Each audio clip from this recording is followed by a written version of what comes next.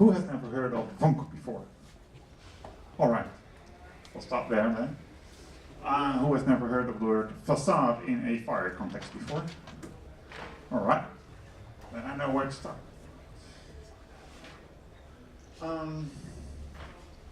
We'll start with facade then. Well, it's a FHIR facade. It's not in the spec, so I made this up. But it's a pattern that you see emerging, and it's effectively an implementation of the FHIR RESTful API as a FHIR server should do, but then as an interface to an existing system. So an existing database, or maybe back-end web APIs, or stored procedure calls, or whatever means necessary to get it.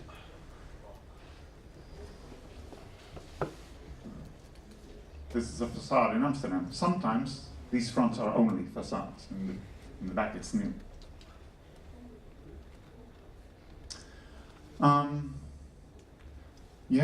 You need to have some knowledge to get along in this session, especially on the exercise. Vonk components are built in .NET Core to be precise, which is the new flavor of .NET. And so building with Vonk components means building in .NET. It also helps if you are a bit familiar with the FHIR RESTful API and what it is and what it can do. So I would like to explain that, but the session would get too long. If you want to do the exercise, you have to be able to actually program in .NET, and that requires a lot of components that are listed here, and they're also listed in the exercise that the organization was kind enough to supply right on this table, and you'll also get a link later online. So what is a Vonk FHIR facade?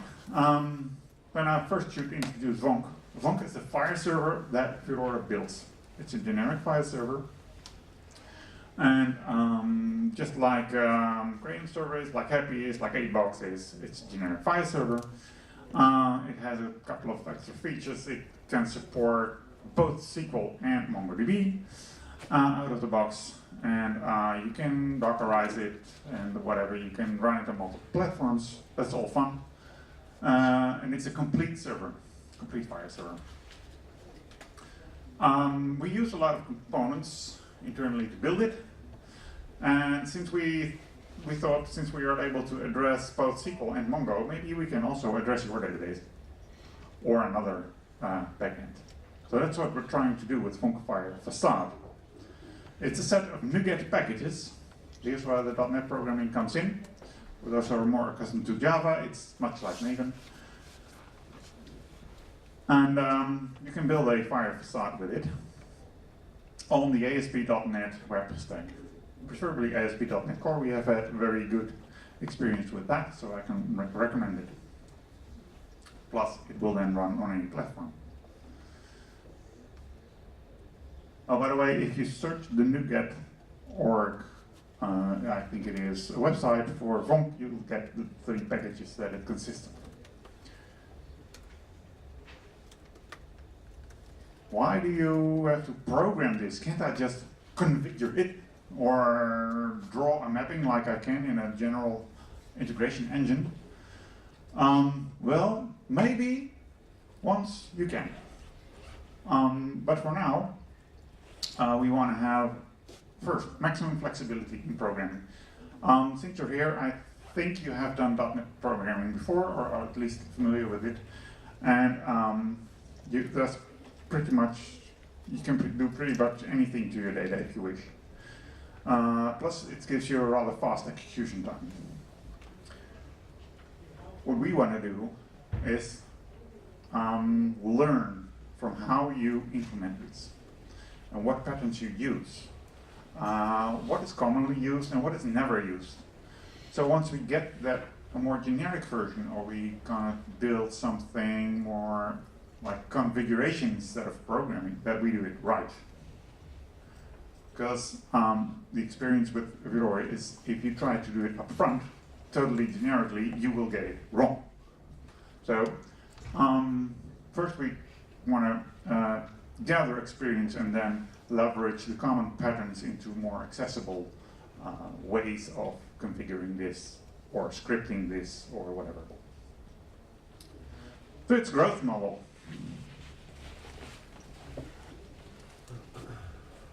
A first introduction on Asp Net Core Pipeline, middleware, or whatever. Has anyone worked with Asp Net Core before? Oh, about half. Two of them I would like to take the opportunity to point out, because I'm talking about this, but I didn't build it all myself. So Karina and Marco helped me with it, and they can also support you with any of the questions afterwards. Thank you. First, ASP.NET Core. It's built on the ASP.NET web stack. Has been quite a while around in .NET, and they reinvented it for .NET Core. It's not all invented by Microsoft, because it has characteristics of Node.js as well. And it's essentially a pipeline of function calls, wrapped in classes usually, because otherwise the function gets too large. And the request, the web request, the HTTP request comes in, you can do something with it, send it on to the next, which does something with it or not, which just passes it on, etc. Until something or some component decides, I know the answer to this. It ends that pipeline. There may be other components that never heard of the request. And then the response comes back, and you can act on the response as well. This is actually a pretty simple model to understand. And this is what a middleware class looks like.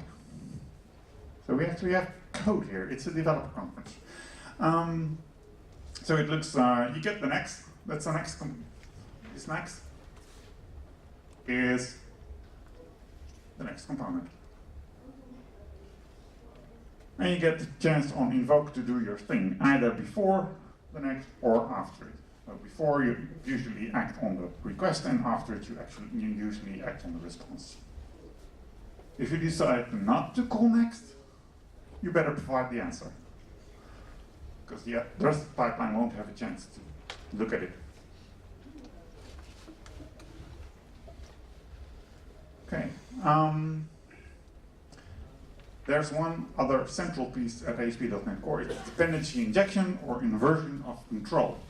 Now that is a pattern in general in programming. It's not specific to ASP.NET Core, but it's used very heavily. So if you write services, if you write middleware, if they need any other class, then you don't just create that class, but you have it provided to you in the constructor.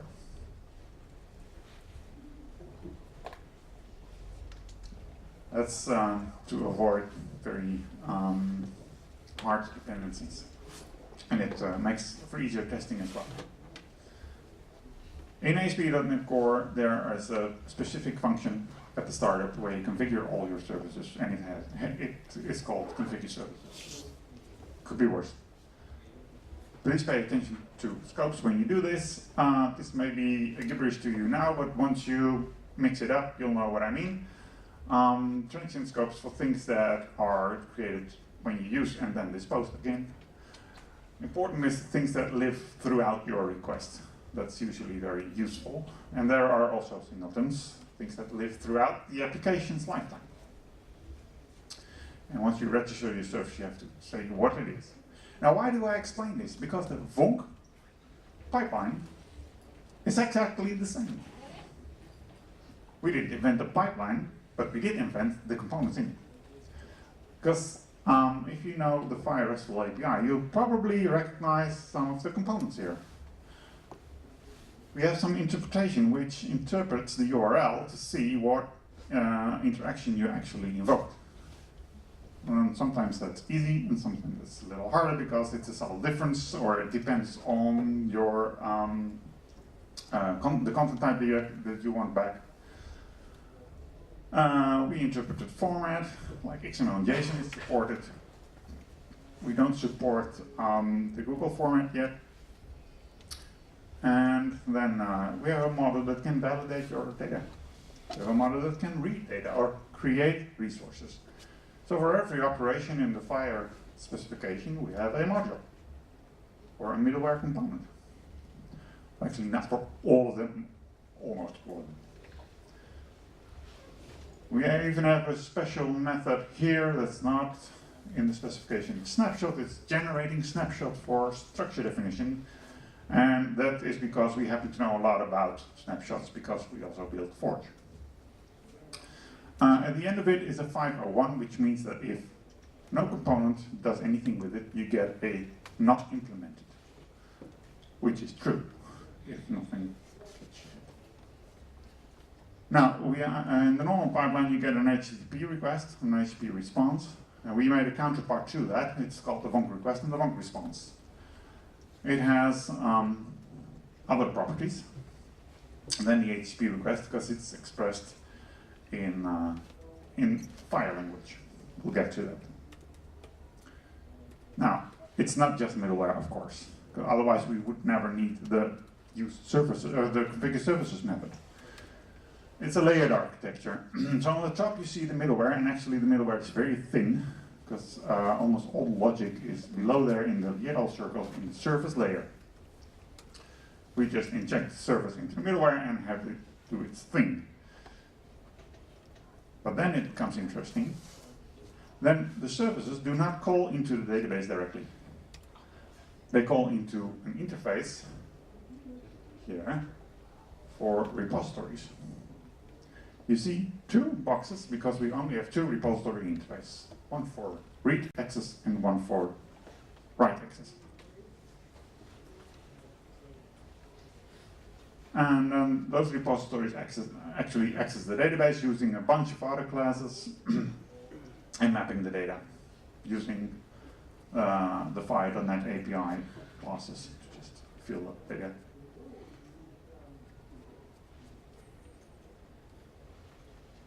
And here's how it's divided for you. It's a paraphrase on Maggie. Now, what is it? Yeah, now it's a bit of, I don't know. It's from an old advertisement. But you get all the things at the top. All the middleware and the services. You also get the interfaces. You already have probably a system that you want to open up with FHIR. So you don't build that. You just need to build the middle. For the mapping, from your data structure to FHIR, or the other way around, depending on whether you do read access or write access. And in a way to translate the queries, the search, the FHIR searches to queries into your system.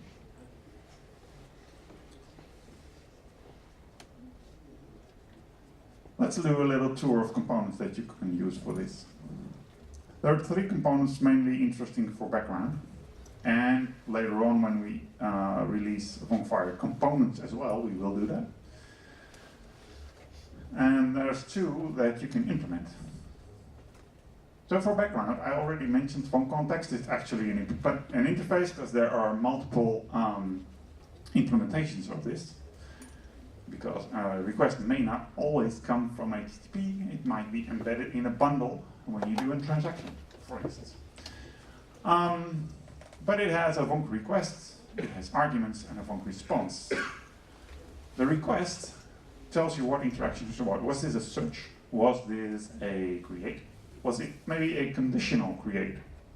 Or conditional update, which is about the hardest thing to implement. Arguments, I'll get to that. And then you have the Vonk response. It tells you what response code you want to give. That's actually a normal HTTP response code, because they're all specified in the spec. And it has a placeholder for the resource that you want to return. That can be a single resource. Well, actually, it's always a single resource, but that single resource might be a bundle containing other resources. Because if you do a search or a history, you're expected to return a bundle. It also has an operation outcome. If you encounter any issues, you can put them in that operation outcome, and Vonk will handle it from there. It will handle the prefer header, like I always want to have the operation outcome instead of the actual data, or I will include the operation outcome in the bundle to inform you what happened. You just fill in the issues. I don't care about it. Then you have arguments, and they can come from anywhere. They can come from the path. If I query server to Vonk, you can query get /patient/4, which means the type is patient and the ID is 4. That could come from the path. If you do a search, a system-wide search with underscore type is patient and underscore ID is 4, you express exactly the same, except that you get back a bundle instead of a single resource. But all those things are captured in the arguments. They could also be formed variables, because there's also something like a search on a post, in case you've never heard of it, but it exists.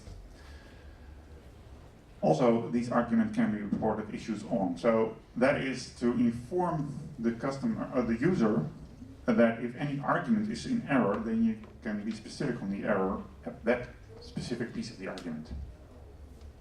And they will eventually be translated in the operation outcome. So that's about the Vonk context. Then we have the iResource. It's an abstraction of resource. There's a slight intricacy here that for every version of FHIR, there's a separate version of the FHIR.net API. And they all implement resource, the class resource, but they're not the same because they're in different libraries. So we put an abstraction on that. But it also provides you some metadata and status data that are of interest if you actually may store this data or do other things with it in Vonk. For instance, it tells you what change caused this resource. That's here. Was it an update or a create? This information you need when you return history. Is it still current? Or is it an old version? What version was it? Is it a contained resource? Or does it have contained resources? Then the interesting part here is a navigator, and that's an abstract concept to navigate any type of resource, or actually any type of tree. We use that heavily for our validation and for indexing. You can use it for that as well, if you wish. You can turn an iResource into an actual POCO, but then it is bound to a specific type, specific version of the library. Currently we only do version 3, R3, but soon R4 will be there, and then we want to do both.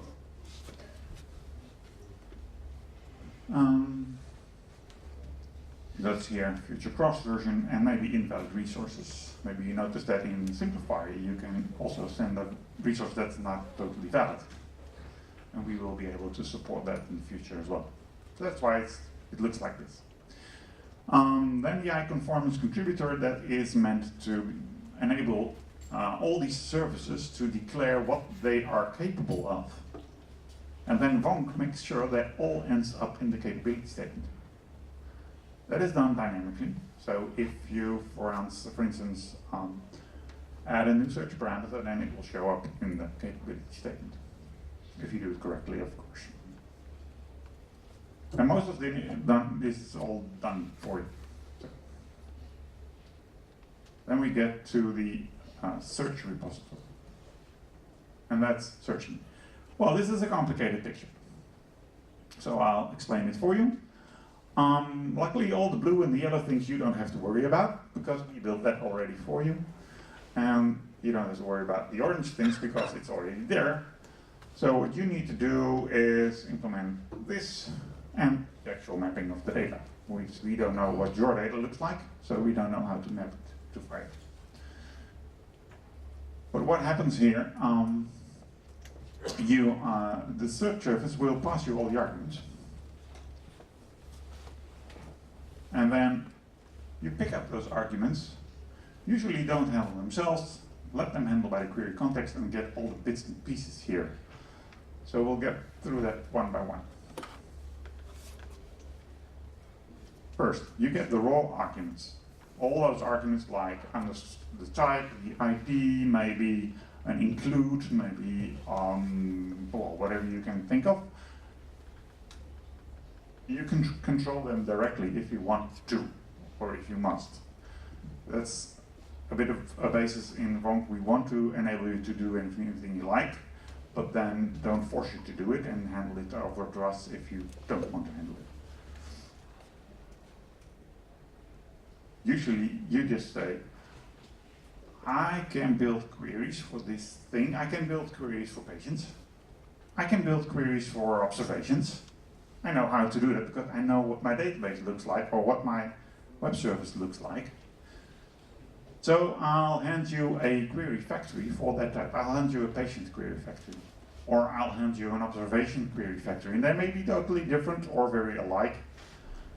But you get to choose how that factory looks like a bit, and you get to choose fully what that query looks like.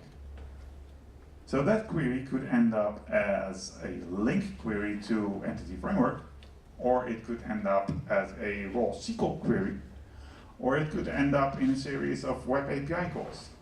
And that's why we let you define the query, because we can't really know what it should look like. We, for instance, have SQL queries here for the SQL implementation, and we have Mongo statements for the Mongo implementation. And we even have memory, we have it in memory as well. So that's what you do, and we'll get to what that query factory looks like. But the idea is that Vonk will find out what to query for. So it takes all these search arguments apart. If you search for a token, for instance, it may contain a code, it may contain system, it may contain syntax to tell there is no system involved, and it can have modifiers, all in one string. So we take that apart and we tell you what the code was, what the system was, or whether there was no system, and what the modifier was, and you get to choose whether you do not support it, report that, and what you support to translate those bits and pieces into a query. And then you control how you query it. Because we think a case that will often happen is that you will directly query a relational database. You do that here. We provided some classes to do that for you. They help you with it. It's a relational query, and it's based on Entity Framework and Link. It's useful to know Link if you do any .NET programming, and especially this. And you don't have to worry about much relational query. It will automatically combine ands and ors and allows you to insert predicates, which are like small where clauses. Relational query factory, that's really a base class, and you react to the bits and pieces of the query to say, oh, this is a predicate on my patient class, my patient table name, and then a name column, or this is a query on some other. The search repository collects it all, and it's actually being used in the search service.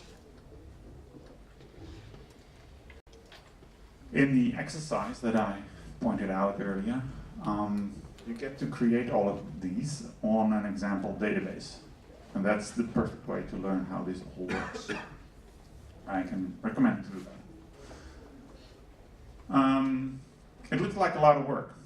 And the first time it may be a lot of work, and it largely depends on how much of your data you want to expose as FHIR. If you want to implement a facade for 3 resources and it's like 3 search parameters, you'll be done in a day, I think, once you're a bit experienced. But if you want to open up a complete EHR, it will take you longer. But once you do it, you get rewards. Because, as I said, whether you do a get on patient 4 or you do a search on type is patient, ID is 4, it's the same to us. So once you implement the search repository, you get the read for free, and if you support versioning, you get also history. You don't need to implement anything extra for it. And then if you do the change repository as well, this is the interface for write exits.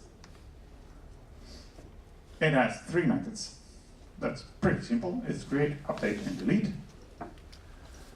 If you also did the search repository already, we can provide you with the conditional equivalents as well. Because FHIR has conditional create, conditional update, and conditional delete as well. But all the logic is in Vonk. You just provide the mapping. Once you implement it, you can support all these three and the conditionals as well. You can also, of course, choose to create but not update and not delete.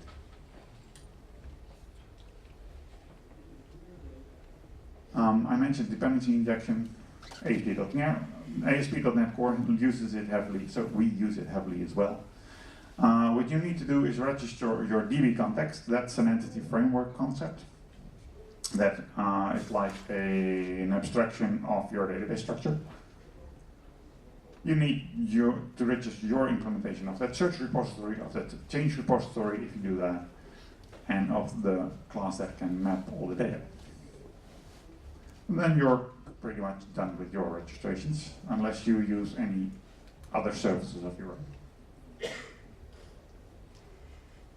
If you want to start a minimal FHIR server with Vonk, you create a new ASP.NET Core project and you add these 4 statements. Plus the NuGet packages, obviously. If you do that, it will run as a FHIR server and produce a capability statement. That capability statement will tell you that this FHIR can do nothing else but producing a capability statement. But that's valid. Not useful, but valid. Then you could add validation. You add two more steps, and now you can validate resources in your own server. Nothing to do about it. When you get to a read-only server, then you need to access your own data, so it becomes a little more complicated. And then you have to do what I just sketched with all the searching. So you have to implement that search repository with that relational query factory if you want to access a relational database. By the way, that relational database is handy if it's something that you can access from .NET, which is SQL Server, Oracle, MySQL, and a lot of other flavors. But also Mongo is accessible from .NET, but then you don't need the relational query factory. And you write a mapping from your model to FHIR. That sounds complicated, but actually it's not that hard, because usually your model is more limited than the resource. You just fill in the blanks. And then at startup, you add the necessary services. You add the read services, the search services, and for the pipeline, you say, okay, put these components in that pipeline. Do you remember the pipeline with all the blue components? These are the statements to put some components in that pipeline.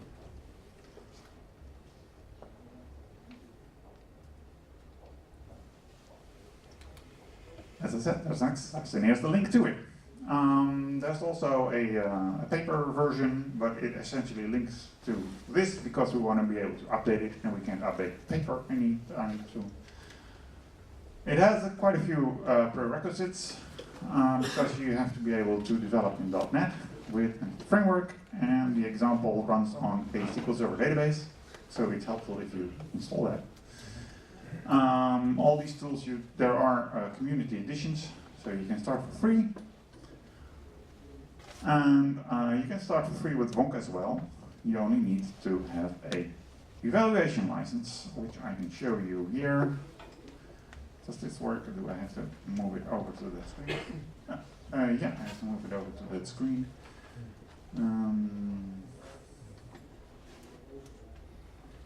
Probably on this other side. What is it? There. Okay, this is the documentation side. The link that it's in there leads here. And on Simplifier, if you go to the home page, right on top here is Vonk FHIR Server. You obviously already used the FHIR registry, and you used Forge already, and now you can start using Vonk. So you log in, and apparently I am already logged in, and then you can just fill in the organization, download a license key. It will be valid for a month, and the only limitation otherwise is that you have to restart your server every 12 hours. Since you're probably debugging, you will be restarting every 5 minutes. And if the month runs out, you can download a new one. So that's for the presentation. What how's the time? 5:30. Which means I have 5 minutes. I could show you some code. You can see a lot of code if you do the example. So I'll take time for questions. You talked about mapping a few times, that you have to map your stuff to the FHIR stuff. How do you map? And do you have tooling for that? Because in my opinion, mapping is always the most complex part. Well, that's why no, we don't have, that's why actually all in the beginning I had a slide, why programming? Because it might be complex. And in programming, it's not that complex at all. You say just new patient, and then you fill in the fields from your database object. So the mapping, you mean piece of code that do the mapping from your database to a file? Yes. And we want to learn from that. And when maybe eventually we will implement the mapping language, which is in FHIR as well, but it's not very mature yet. So we chose not to implement it already and wait for more maturity to start doing that. That might be, but writing the mapping language is probably more difficult than programming the direct mapping. So. Is it possible to modify or extend any of the middleware components? Just for example, to raise a server event? Is it possible to modify any of the middleware components? No, it's not, but let's go back to the presentation. A few slides back. That's a slide. If you can register, we have a couple of methods that will register all the necessary components at once. But you can do them one by one, and then you can choose to make your own middleware and put it here in between. And we have, and then you put a, for those who know that, you can put an attribute on it, put on an attribute that will make it work on a certain request or response. So if you want to say, I want this to act on a successful get, or I want this to act on a create that failed, you can express that. And then you get that from context with any request or response in that and act upon it. Yes? Just a comment, and my comment is that when you download the license, put it in the Vonk folder of your C drive, because that's where the Vonk it's configured. So yeah, well, actually in the app settings you can configure where to get it. Yeah, but if you don't know, you just put it in your folder C and it will work. Okay, that's a useful tip. You can put the license C. One tip is to not put it in your Git repository, right? At least not commit it. I already did the exercise. I just want to know that it was not that hard to program, but I will appreciate one example of create, like of posting something, and some words about authentication and authorization. How we do it? Because to have a production server, we need to create, to read, and to authenticate. So thank you for your comment, especially the first one. It was not that hard to do. Diego started on it yesterday, so thank you for that. The example is about searching and reading. We chose to keep it not too hard. Well, actually to cover the complex case of searching, but not getting too much detail about changing your own data, because that's often harder. And he would like to have an example added for that. We will, but probably not during DevDays anymore. It will be done later. Then on authorization, that's the next big topic on our list. We had a lot of requests for how does this facade work, can you release it? So we did for the DevDays. And so the next big topic that had to wait for that was authorization. And we will base that upon OAuth2 and on the scopes that are defined by Smart on FHIR. I can give you a little thing away, because what we are going to do is when the scopes come here, we'll add a new blue thing to interpret those scopes. And what you will get is you get those scopes just in your argument as search arguments. So if you already implemented that search argument, you can now use it to add authorization to that data. It will be included in the query. So in many cases it will be pretty much transparent to you. That's the idea. Is that enough for you? Yes, perfect. Okay. Anyone else? Probably a final question, given the time.